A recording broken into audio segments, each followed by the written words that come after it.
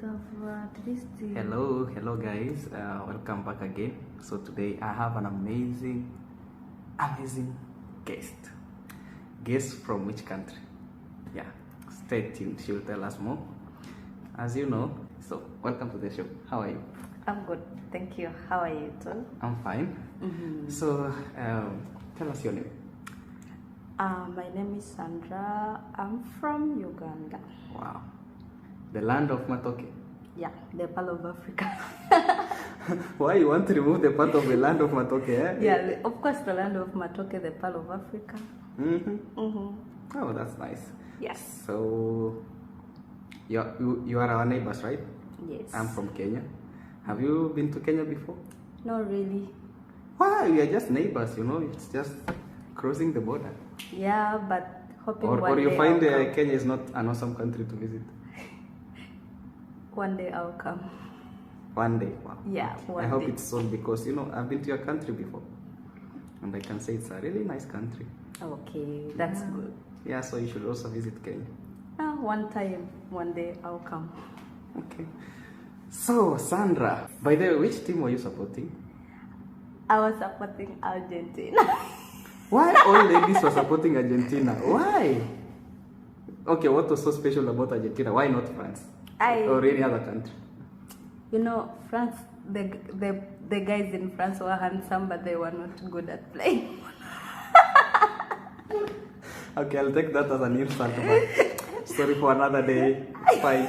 No, we lost. We still have now. We are not yet healed. So I'll leave it that. Sorry. I'll leave You that. should start supporting Argentina. Okay, see you next in 2026. Okay, so Sandra, welcome to the show. So this show is just about vibing, chatting here and there, inspiring the generation out here, you know. Because we all come from Africa, we all come from East Africa for that matter.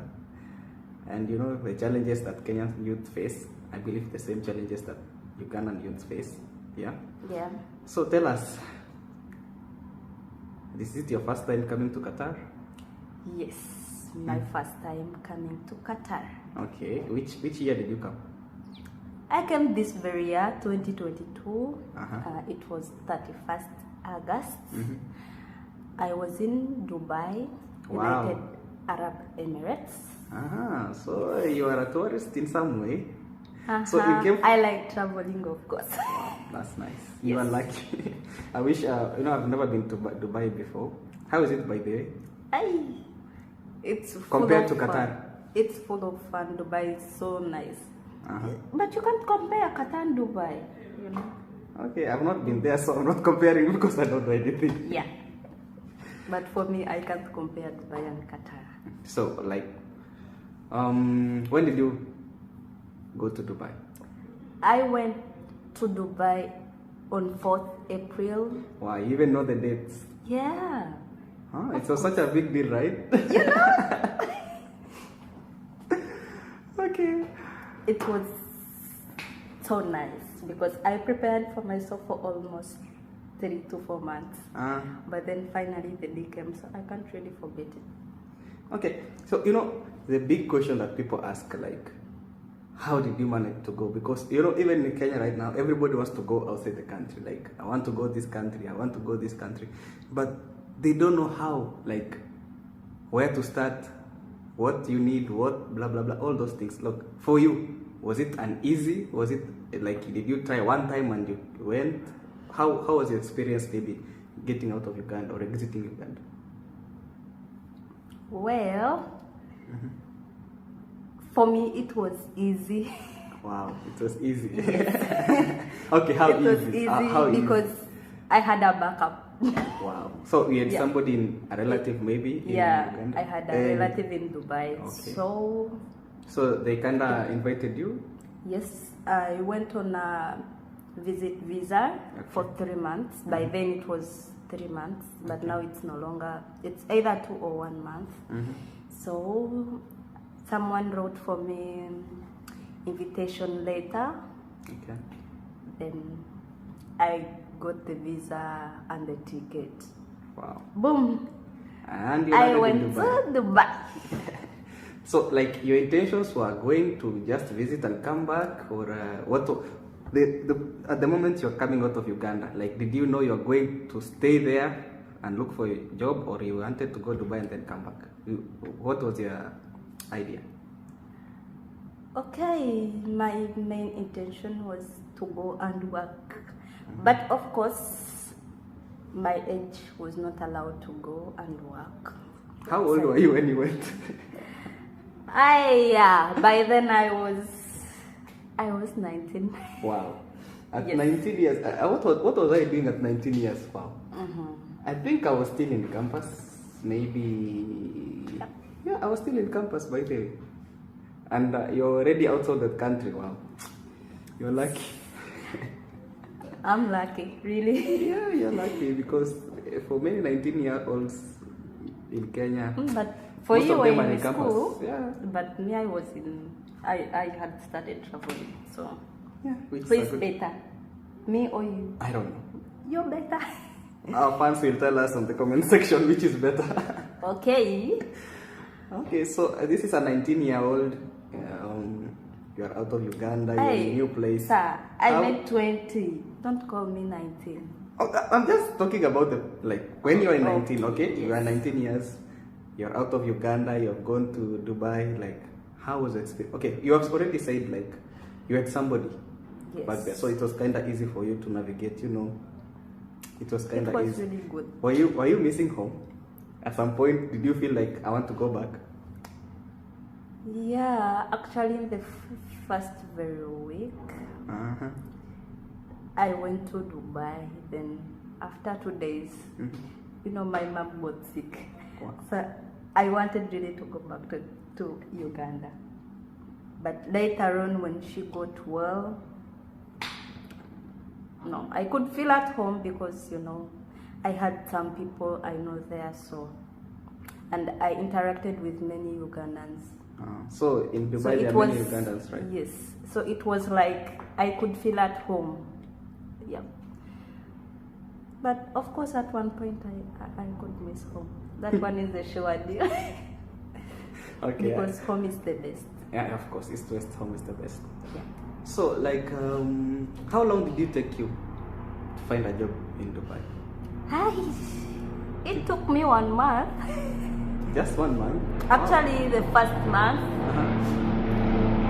I was, because it was my first time to go there, so I had to first take some touring. I had to first travel Dubai and see Dubai. Yeah, sure. Had to first go to those places they say, really, those are nice places in Dubai. Then later on, I had to look for a job. So, which kind of job did you get? At first, Dubai is not easy. No place is easy, yeah, right? Even in Uganda, it's not easy. So, Dubai is different Uh-huh. because however much there are, many people, many opportunities, but still, many scammers are there. So, like, people are surviving everywhere.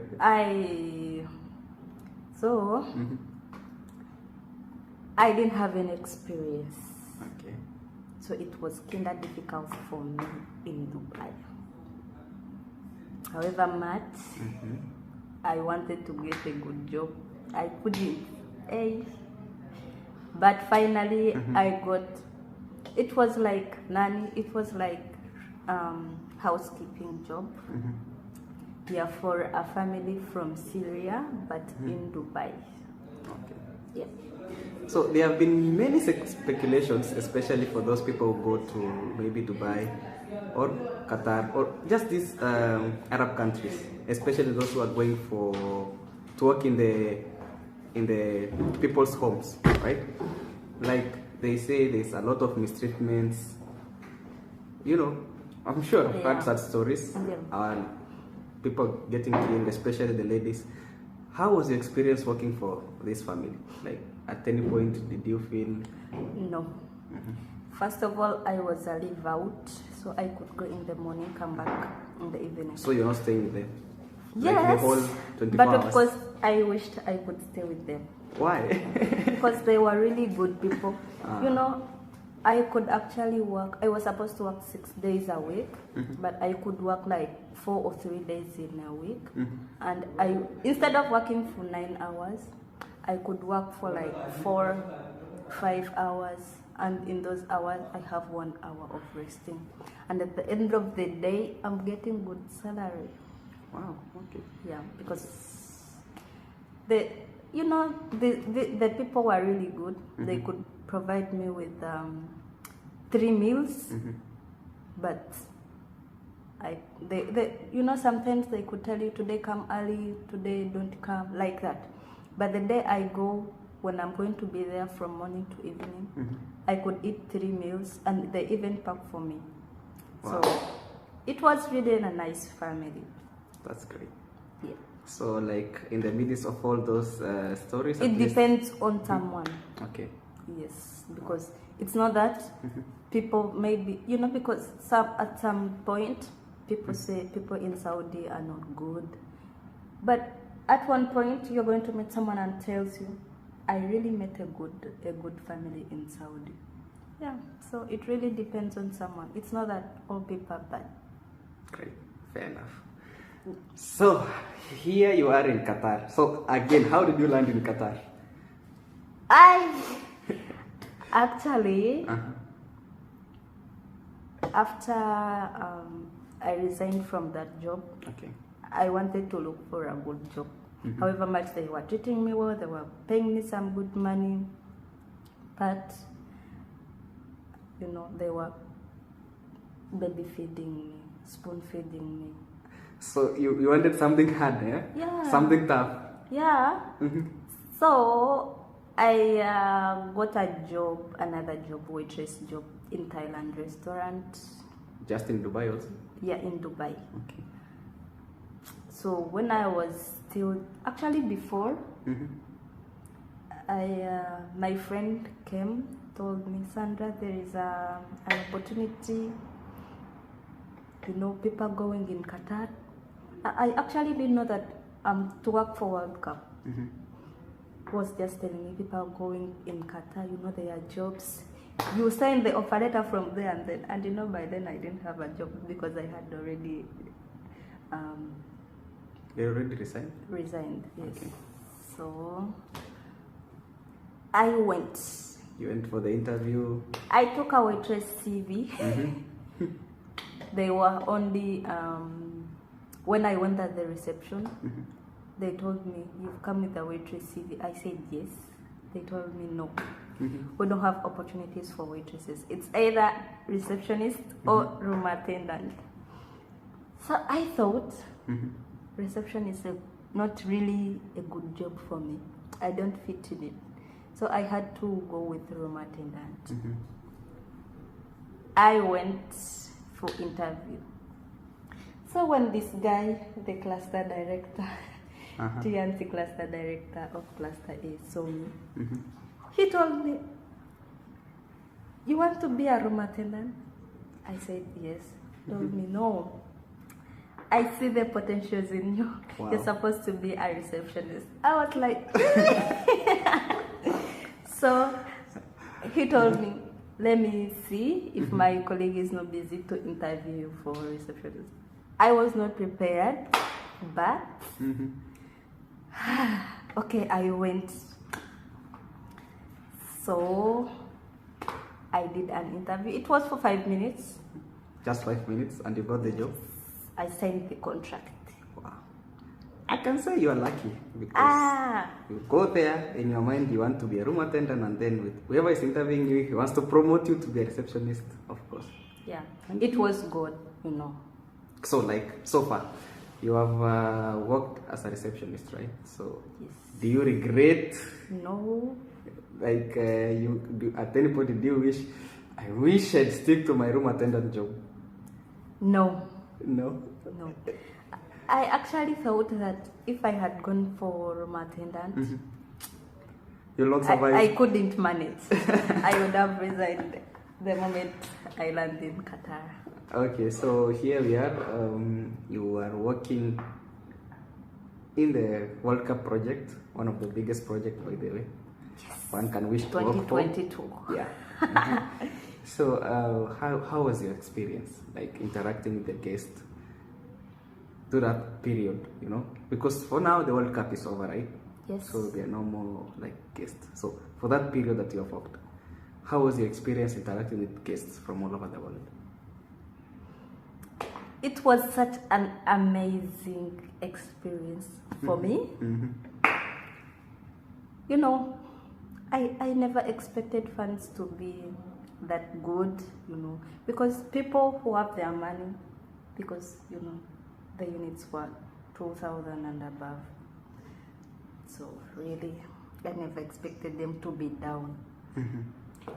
So, but they were really good too. Wow, that's great.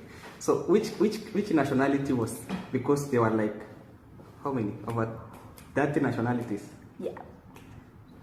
That came, right? Mm-hmm. To this property, not to other property, just this property that you're working. Which nationality was the best? Oh yeah, people from France, people from UK, US. Mm-hmm. There is another one, South Africa. No, there were many nationalities, you know, and they were really good people, but mainly people from France were the best. Yes. Okay. Which were your worst clients? Actually, there were people from India, but you know, we had many. Okay. And some were really nice. Maybe because, you know, they are Indians, but they are living in UK. Okay. Maybe that's why they were nice. But generally, everything was good. Okay, so looking forward, what's your plan? Because now the World Cup has ended, so it means also your time here in Qatar is almost coming to an end. So what's your plan? What's your plan going forward? Are you going back to Uganda and maybe invest? What's your plan? Of course, you have to invest no matter where you are. Once you earn, you invest. If you're earning, even if you're earning very little money, on that little money, you invest. Even if you save 10%, as long as you've saved and you've invested. Because there are two different things, right? Yeah, sure. There is saving and investing. But, you know, the project has ended. God willingly, I'm going back to Dubai. So you are saying, Uganda, relax. I'm not coming anytime soon. Hey, I love my country. But you know, you're not like... situations. Yeah. Because I think if I go back to Uganda, however much I have some little things, what will I be doing? I'm used to getting some good money here. I go back in Uganda, the amount that I think I might get, 500, which is really now very little money for me now. So I have to first complete my goals. Okay. Yeah. Okay, that's nice. So, when you are, just before we wind up this session, what message will you tell the young Ugandans that are back home, or young youths in Kenya, or young youths in the world? In the world, like, what's your parting shots? Okay. One thing, God comes first. Okay, that's fair enough. If you trust God, everything goes smoothly. But in that journey, still there are hills and valleys. 2, you need to work hard. Work hard. You need to work hard. Work hard in what ways? Because, you know, physically, because working hard can have different dimensions. You know, working hard can mean sleeping just 1 hour, or sleeping 2 hours, and the rest of the days you're just out, you know, doing things. So what's the definition of working hard? Work hard, you know, like I told you, you can physically, work for short hours, but your money can work for 24/7. Yeah. So this is where the saving and the investing comes in. When you work hard, yeah, you can work for 9 hours, right? Yeah, yes. So 9 hours, the rest of the hours we are sleeping. But if you invest, you're sleeping, but the rest of the hours, your money's it's doubling. It's the money is working for you. Yeah. That's So great. you work, but wisely you invest, and know the people you trust with your money, because you know I've had different scenarios. People work, they send money home, they eat the money, people do their own stuff. So know the people that you trust with your money, and what? Yeah, you need to save, but you have to love yourself more. Okay, people will ask me or will ask you, because most of the youths in our countries don't have work. So how will they invest if they don't have work? They're living hands to mouth. For somebody who feels like the government is not doing enough, the government is not creating work, what can you tell them? Because, for example, you are here because you couldn't find maybe job in Uganda, right? Yeah. So for the same person who is in Uganda experiencing the same or feeling the same, like there are no jobs in Uganda, what can you tell them? First of all, leave the government alone. You also you're a government.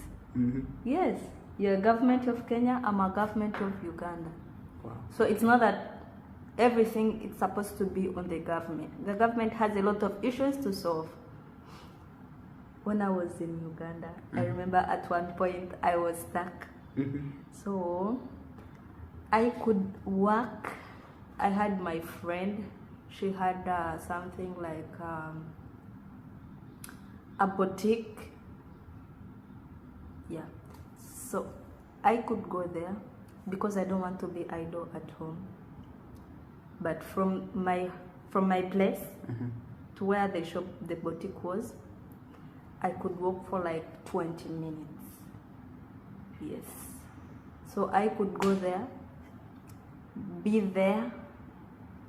At the end of the day, I'm given 1 real. That's 1,000 in my country.